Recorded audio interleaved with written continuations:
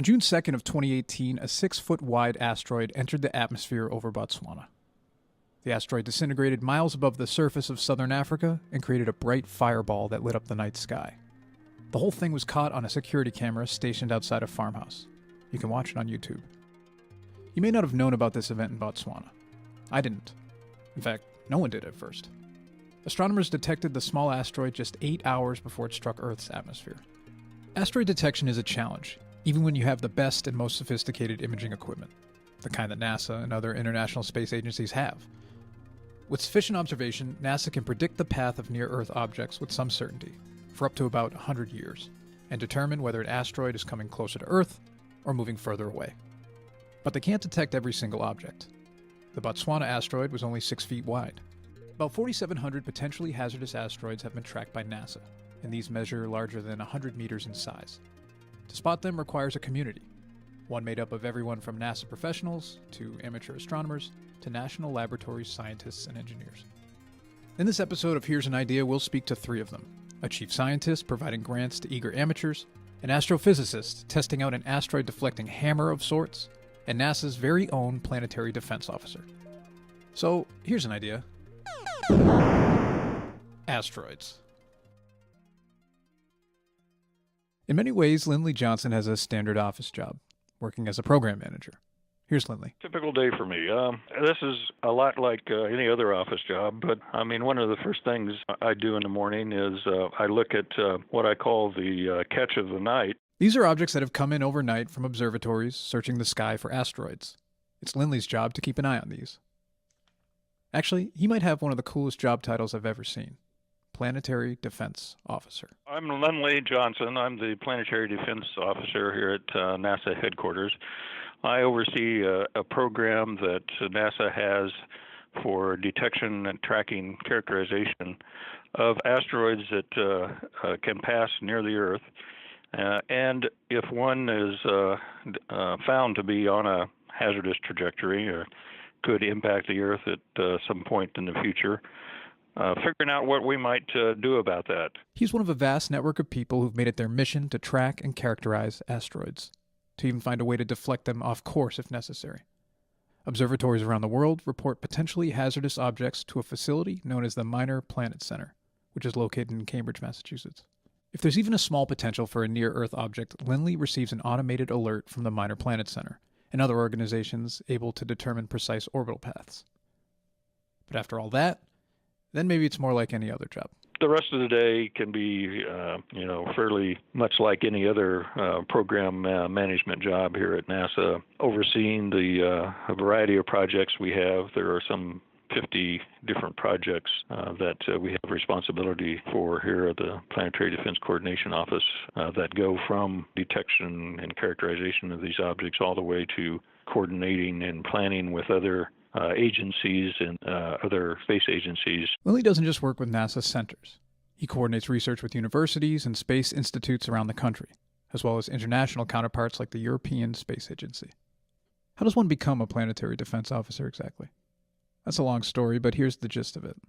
Prior to coming to NASA in 2003, Lindley spent 23 years in the Air Force and obtained the rank of lieutenant colonel. When he retired from the military, NASA had a job for him. Lindley took what was then the Planetary Astronomy Program, basically an initiative to explore the solar system, and placed more of its focus on the detection and tracking of near-Earth objects. For the last 3 years or so, Lindley's Planetary Defense Coordination Office has been a part of the Planetary Science Division at NASA headquarters. So how much of a threat are these near-Earth objects? Although it's an extremely rare event compared to some other natural disasters that we think of, like hurricanes, for instance, or even volcanoes, it is a reality that an asteroid could strike the Earth at some point in the future. It's happened a lot in the past, and there are still a lot of objects out there that come close to Earth's orbit, and so it could happen again in the future. Our main activity here, and our main defense, if you will, against that is finding out about it as far ahead as we can before it occurs, so that we have sufficient time to be able to react to it, determine what can be done, and be able to implement it. The energy released from an asteroid impact would be catastrophic given the speed these objects are traveling, sometimes as fast as 10 miles a second. the energy release is, equivalent to detonation of a nuclear weapon. Just look at the video from Botswana to see the kind of light show a tiny 6-foot asteroid can make. The detection of asteroids is a coordinated effort, but not necessarily a highly structured one. The Minor Planet Center builds a kind of catalog of all the smaller than planet-sized objects that are in the solar system. The center notes who officially discovered each object and announces the findings to the rest of the world through their site and other publications. So let's say I find an object from my independent observatory. I can then send that data to the Minor Planet Center, and then the center catalogs this information, combines it with other observatory data, and develops a picture of the orbital path. The Minor Planet Center creates a kind of ultimate map, or master file, of orbits and positional measurements of the minor planets, comets, and asteroids. The center then coordinates follow-up observations and determines when each object can next be seen from Earth. The organization lists and prioritizes newly discovered asteroids needing more observations. And finding an asteroid can be frustratingly difficult. Some of them are actually very dark objects, almost as dark as a lump of coal. They don't reflect much light. So they are some of the hardest things to detect in the sky. So you need very sensitive devices, but also a device that can cover a wide area of the sky to spot these things as they move across the sky. 30 years ago, asteroid observation was done by traditional imaging technologies available at the time. Astronomers would take a photo of the sky, come back an hour or two later, take another photo, and then maybe repeat this process 3 or 4 times in a night. They'd then compare the pictures against each other to detect the movement of the asteroid across the sky. The same comparison principle exists now, but the imaging sequence is being done in an automated fashion by large format CCD cameras. The cameras have greater sensitivity and are able to cover more of the sky more frequently. With a CCD camera, the shutters open for 15 to 20 seconds, and the individual images can be stacked together.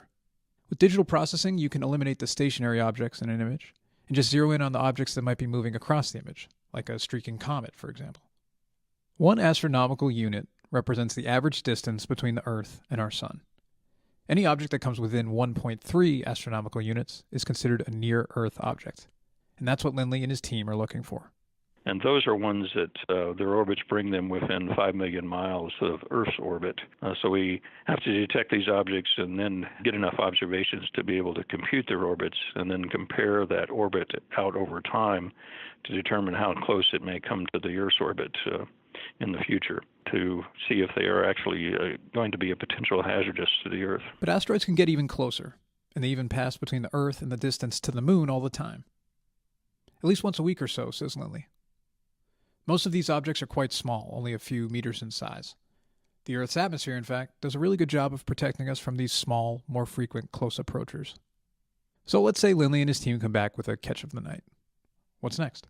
One thing is as we discover these things, we need to also understand what their size is, and are they just small ones that the Earth's atmosphere will, if they enter, it will break them up, and nothing more substantial than small meteorites will reach the ground, or are they large enough that they can withstand those forces as they come through the atmosphere and actually impact on the surface and do some real damage?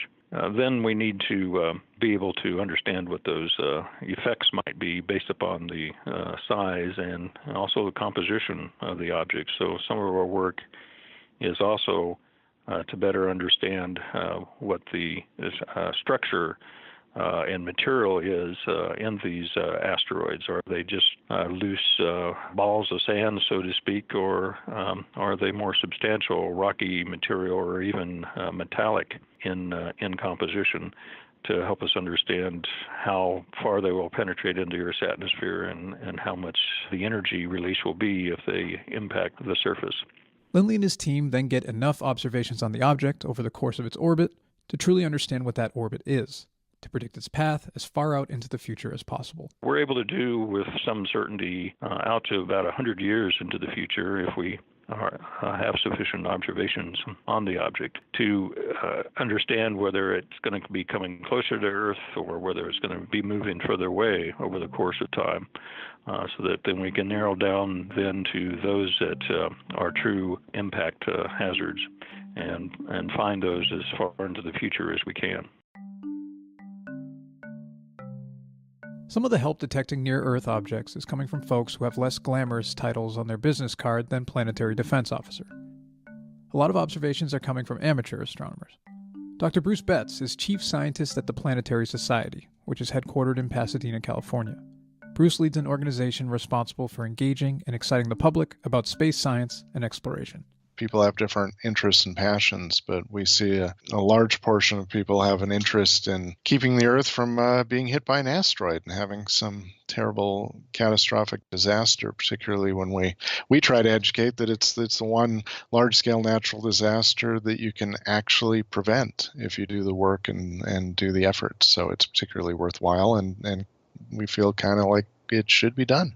For the past 20 years, the Planetary Society has given out what they call Schumaker Grants, which fund amateur astronomers primarily to help them upgrade their equipment so they can better track, characterize, and sometimes discover asteroids.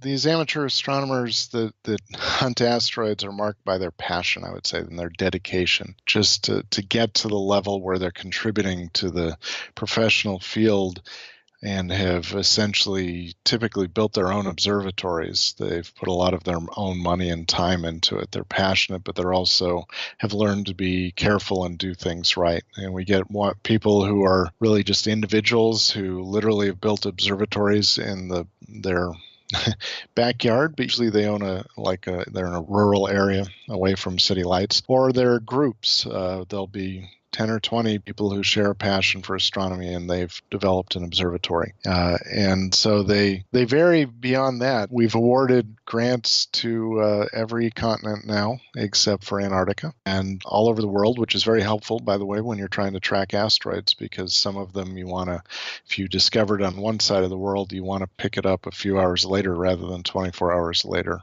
And so as the Earth rotates, you get more observations. One man from Illinois, Robert Holmes, has won more of these grants than anyone else, and he actually transitioned from building his own observatory and doing his own observations to becoming a full-time professional and working with NASA.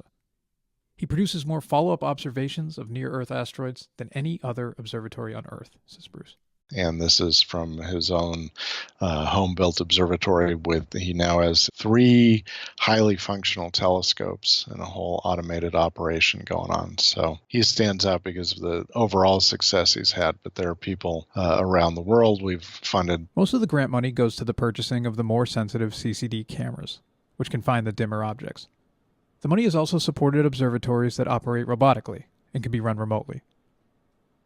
What Bruce and his team are looking for when giving out grants? A proven ability to do the work and a setup that makes observations possible.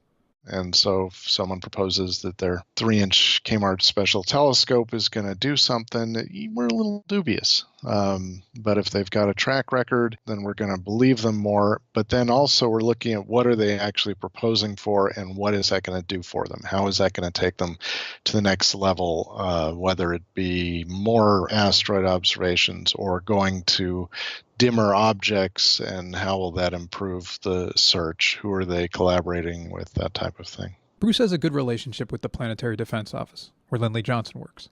Betts has been on the organizing committee of the International Planetary Defense Conference, a biannual meeting that brings together world experts to discuss the threat to Earth posed by asteroids and comets. I've been on the organizing committee of the International Planetary Defense Conference almost since its beginning about 20 years ago.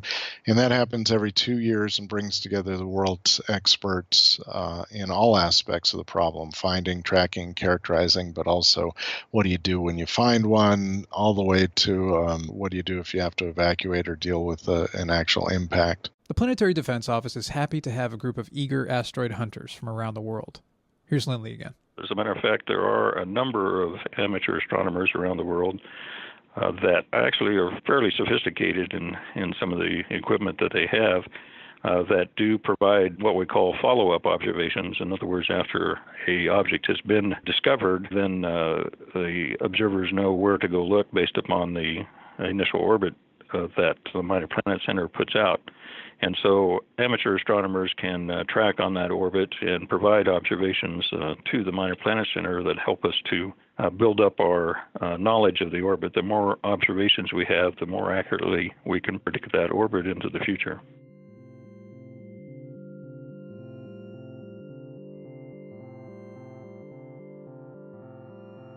Detection and characterization are significant aspects of asteroid work. You can't do anything about an asteroid, of course, until you find it. But the Planetary Defense Office is also involved in determining what to do to stop an incoming asteroid, including the development of potential deflection capabilities. This attempt to deflect an asteroid relies upon one simple idea. Lindley Johnson spells it out.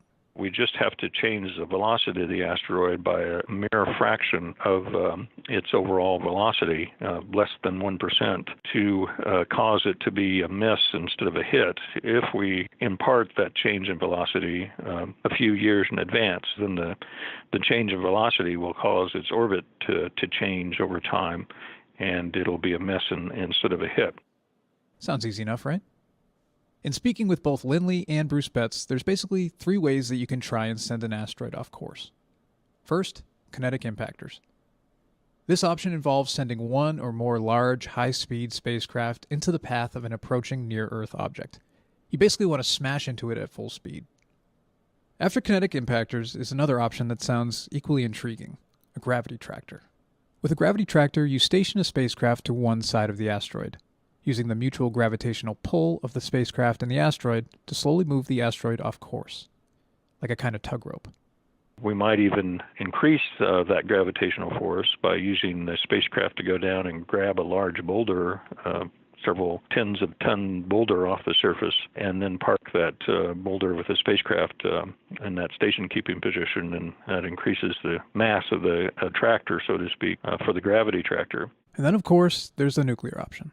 And not to blow the asteroid up like you see in all the movies like Armageddon. What would be done would be to detonate the nuclear device above the surface of the asteroid. That irradiates, superheats that surface layer on the asteroid and causes that material to eject off the surface, and it's like giving it a shove by a rocket motor in the other direction. So let's take a look at this first option, Kinetic Impactor. A new mission directed by NASA is the Double Asteroid Redirection Test, or DART. DART will be the first demonstration of the kinetic impact technique to change the motion of an asteroid in space. Did you know asteroids have moons? With DART, NASA's going to slam a spacecraft into the tiny moon of a mile-wide asteroid called Didymos, blowing surface off of the rock and therefore changing the velocity. NASA's DART spacecraft is set to launch in late December of 2020, and the impact is set for October of 2022. Ground-based telescopes will make observations, and planetary radar will measure the change in the moon's momentum. There's another kinetic impactor option out there. It's a hammer, just not the kind you might be used to. This one's an acronym, and it stands for Hypervelocity Asteroid Mitigation Mission for Emergency Response. HAMMER. Well, let's see. The HAMMER is a spacecraft. It's probably about 5 meters long, with sort of a squashed box, and it'll have various things like solar panels on it, and the main engine on the back is used at the end of the launch stage, and some sensors on the front, like cameras and radars, so that it can see the asteroid as it's heading that way. This is Mike Owens. He's an astrophysicist and works in the Livermore National Laboratory in Livermore, California. He designs the methods and codes used to model the physical conditions of an asteroid mitigation mission, including the characteristics of the asteroid and how, say, a 500-meter-wide asteroid might respond to an impact from the 5-meter-long hammer. That 500-meter-wide asteroid in question is known as 101955 Bennu. Larger than 5 football fields, Bennu has a 1 in 2,700 chance of striking Earth on September 25th, 2135. And it's estimated that the kinetic energy of this impact could be equivalent to 80,000 times the energy of the Hiroshima bomb. So we want to try and do our homework ahead of time and design this spacecraft for this mission to divert an asteroid if the need ever came up, so that we wouldn't see something coming and realize we needed like 10 or 15 years to get ready to have a spacecraft to do the job. But the hammer actually offers 2 options for changing the trajectory of an asteroid. The kinetic impactor can provide you a small amount of push for sort of smaller asteroids, sort of a low-tech bullet, essentially. And if you have something small, say 50 to something up to 100 meters across for an asteroid, and you have enough warning time, you don't need to push it very hard. The kinetic impactor can be a pretty good option for diverting that thing. Now, if you have something much bigger, or you have less time, so you need to push it harder, you may need to go with a nuclear device. And the way the nuclear device works is you would have the nuclear device go up and detonate some distance away from the asteroid. So we call this a standoff. So it doesn't actually directly hit the asteroid. Instead, what happens is X-rays from that nuclear device will heat up one side of the asteroid and cause some amount of material to vaporize and blow off. And that material that blows off forms a sort of rocket thrust that will push the asteroid. And it turns out that because these nuclear devices can provide a lot of X-rays and a lot of energy, you can get a much larger effect by doing that. And you can also kind of dial it, because you can either set your nuclear device off pretty close to or further away from the asteroid and dial up and down how hard you push it. In addition to the computational modeling provided by Mike and his colleagues, his team also conducts many lab experiments where they take high-velocity gas guns and essentially shoot targets at rocks. Mike and the lab's researchers can measure how much the rock is pushed by an impact, or how much material is thrown off the rock to provide an extra push. They're typically sort of like, several meters long, and they fire a very high-velocity target, a very high-velocity impactor into a target that's in a big steel chamber, and you have lots of equipment there to measure it. So it's pretty exciting to go see that. Hammer and the earlier mentioned DART are similar ideas, but different in scale. Hammer's just plain bigger and faster. The DART is moving at about 6 kilometers per second, compared to the Hammer's 10 kilometers per second. While the Hammer exists only on paper at the moment, its design is coming together. The team understands how the spacecraft works and how much energy is needed. The design is somewhat certain. The big unknown? The asteroids themselves.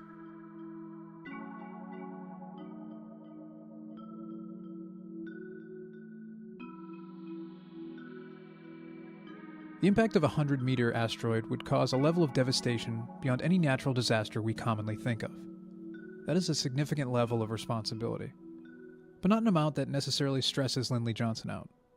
I don't find the technical part of it and finding these things and determining where they're going to be really all that stressful. I guess maybe it might be my experience and background in being in the Air Force.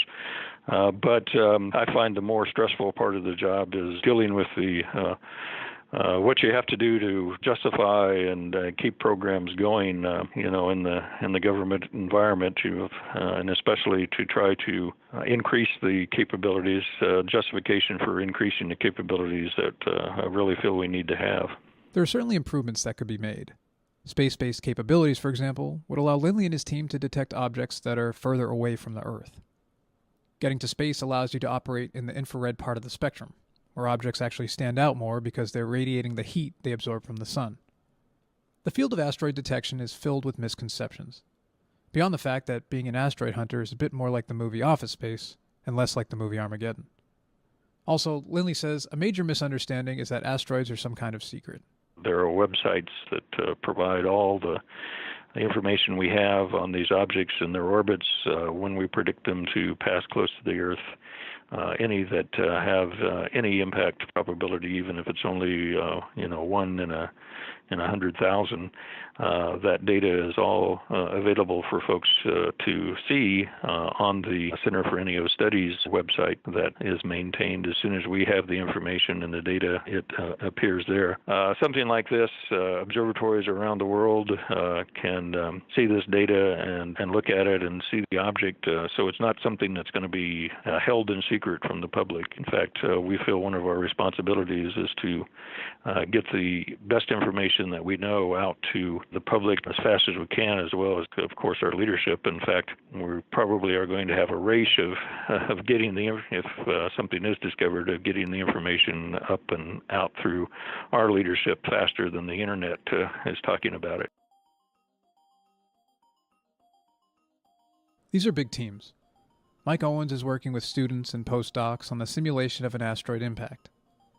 Observations are being gathered from around the world by both professional and amateur astronomers, cooperating with NASA, the Department of Energy, Lindley Johnson, the Minor Planet Center, and other international agencies. Asteroids are no secret to them. The more advanced knowledge we have, the better. Here's Bruce Betts from the Planetary Society. Anything that can be done ahead of time in the mitigation front, I think, is good, because right now we're not ready to go, and so the more we learn, the more we'll be set when, and it's not if, it's when a dangerous asteroid is going to hit Earth. And if it was anything like the movies, we'd be in trouble, according to Mike Owens. We wouldn't want to do it the way they did in that movie. For one thing, they wound up trying to divert the asteroid very late in the game. It was close to Earth. You'd want to really do this a long way away from Earth. The earlier the better. In Armageddon, they had an asteroid that was about the size of Texas, as I recall. We probably couldn't do anything about that. We'd be in serious trouble. But most of them, unfortunately, are not that big. They're much smaller. To find these smaller but still potentially dangerous asteroids, there's a group of grassroots volunteers, unheralded sometimes, but working together, out of passion and a shared sense of duty. If we did have an asteroid threat to the Earth, we would all be facing it. It would be the kind of task where the world would need to work together to understand the threat, to find a way to defend against it. The important work of asteroid detection is being done by eager amateurs, NASA professionals, and scientists and physicists with a desire to share a passion for space exploration, a demonstration of the kind of community needed to solve problems beyond our vision. They might not have the flashiest sounding job titles on their business cards, but they're planetary defense officers in their own way. This has been an episode of Here's an Idea. I'm Billy Hurley. To learn more about the technologies featured in this episode, you can go to techbriefs.com/podcast, where you can also subscribe to the new Here's an Idea Full Picture newsletter. The Full Picture gives you photos, facts, and follow-ups related to technologies you've just heard about. We want to hear from you. Give us a review on Apple Podcasts and send feedback to podcasts@techbriefs.com.